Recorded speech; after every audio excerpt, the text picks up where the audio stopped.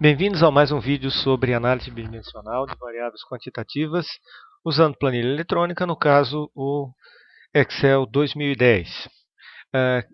Esse é o segundo vídeo sobre análise bidimensional. No primeiro, nós estudamos como construir esse diagrama de dispersão aqui, mostrando o relacionamento entre as variáveis venda de refrigerante por temperatura em graus Celsius. Esse diagrama mostra o relacionamento entre essas duas variáveis, a variável independente temperatura em graus Celsius e a variável dependente vendas em milhares de reais. E o que mostra esse diagrama? Mostra que aumentando a temperatura, nós temos um aumento também nas vendas, pelo menos para esses dados aqui. Esses pontos próximos indicam uma correlação forte entre essas duas variáveis. E olhando aqui aos dados, aparentemente ajustar uma reta a eles não parece ser uma boa ideia. Talvez outro tipo de distribuição fosse mais apropriado. Então, o que nós vamos fazer nesse vídeo é mostrar como ajustar modelos de regressão disponíveis nessa planilha eletrônica, a este diagrama de dispersão. Então, como é que a gente faz isso? A gente tem o grafo selecionado e selecionamos os pontos, até eles ficarem com esse aspecto aqui, ficam selecionados. Então você aperta o botão direito do mouse e aparece essa opção aqui, entre as várias disponíveis, adicionar linha de tendência. Como é que nós vamos fazer isso então? Se vocês clicarem, vão ver aqui que temos várias situações, opções da linha de tendência. Nós temos vários modelos disponíveis. Nós vamos trabalhar com 5 deles aqui. Vamos trabalhar com o modelo linear, modelo da tendência logarítmica, exponencial, potência e o modelo polinomial, que você pode escolher qual é a ordem dele. No nosso caso, vamos trabalhar só com a ordem 2. Você poderia utilizar a ordem 3, 4, assim por diante.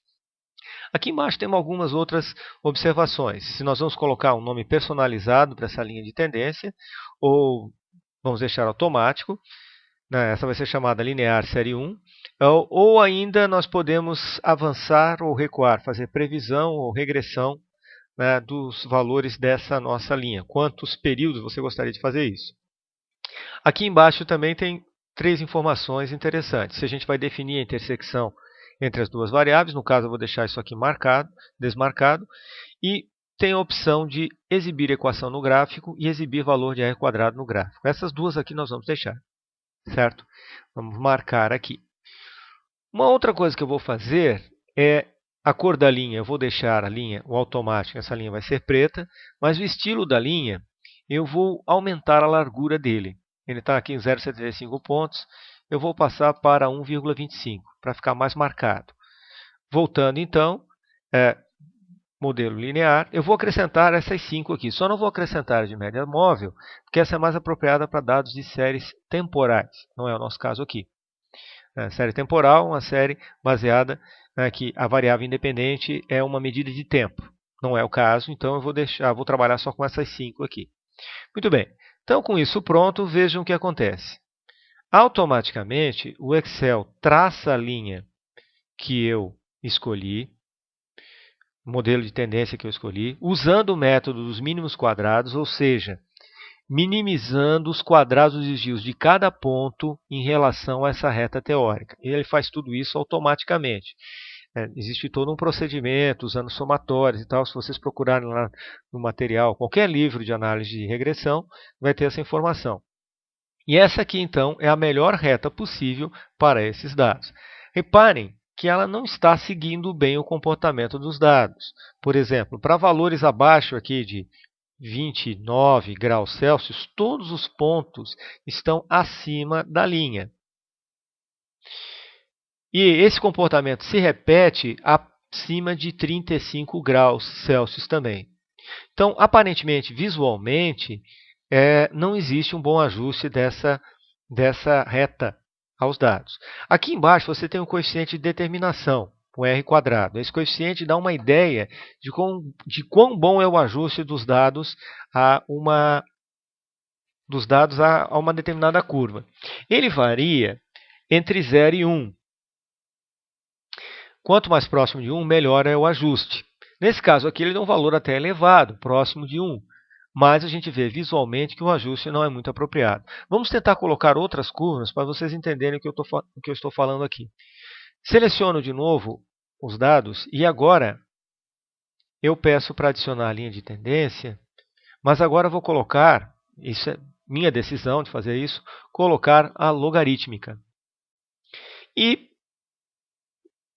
exibir a equação no gráfico, só que para facilitar a visualização, eu vou trocar a cor da linha. Eu venho aqui e não coloco mais no automático, eu coloco uma linha sólida, que o padrão é preto, mas eu vou escolher uma cor verde, certo? Pode ser essa aqui, por exemplo. E também vou deixar mais espessa para que eu possa visualizar melhor. E aqui eu tenho, então, a linha do modelo logaritmo. Eu posso trocar a cor disso aqui também. Venho aqui e peço, por exemplo, para trocar para a cor verde, para manter a uniformidade. E dá para ter uma ideia que as duas linhas, tanto a linha, a curva da reta, a equação da reta, quanto a logaritmo, elas estão bastante próximas. E tem esse mesmo comportamento, né? Aparentemente, visualmente, o ajuste dela não está muito bom. Certo? Aí agora, pessoal, nós vamos acrescentar outro modelo a esses dados. Já vimos que dois modelos aparentemente não estão tendo um bom ajuste, simplesmente de observar no diagrama de dispersão. Vamos acrescentar agora à linha de tendência o polinômio de segundo grau. Vamos trocar a linha, colocar para uma linha vermelha e aumentar também a sua espessura. E agora vocês têm essa equação aqui, que eu vou trocar também a cor para ficar mais coerente. Observe agora o que acontece. Aparentemente, essa linha vermelha ela está seguindo muito melhor a disposição dos dados. Vejam que parece que ela passa exatamente pelo meio dos dados. Isso pode ser identificado também pelo valor do r², que é mais elevado. Se vocês não sabem ainda o que é o r², nós vamos ver isso mais adiante, não se preocupem, fiquem olhando apenas a questão do ajuste da curva aos dados, que é bem melhor que nos outros dois modelos. Muito bem, vamos ver os dois modelos que faltam. Vamos pedir aqui, por exemplo, adicionar a linha de tendência, agora o modelo de potência. Exibir a equação no gráfico, exibir valor de r². E eu vou trocar a cor agora, por exemplo, para um roxo. E aumentar a espessura da linha. Então, agora eu tenho, em roxo, a curva. Vou trocar aqui também cor, a curva do modelo de potência, certo? Observem aqui, pessoal, que existe um ajuste melhor do que nos dois casos de reta e logarítmico. Mas ele não é um ajuste aparentemente tão bom quanto o caso do polinômio de segundo grau. Mas isso a gente vai ver depois, quando for analisar os resíduos nos vídeos mais à frente. Mas no momento, saiu-se melhor do que o caso de reta e logaritmo, mas um pouquinho pior que o polinômio de segundo grau. Vamos ver o último modelo, que é o modelo exponencial. A gente pede aqui o modelo exponencial, exibir os valores, e eu vou trocar a linha para um laranja, aumentando a espessura aqui.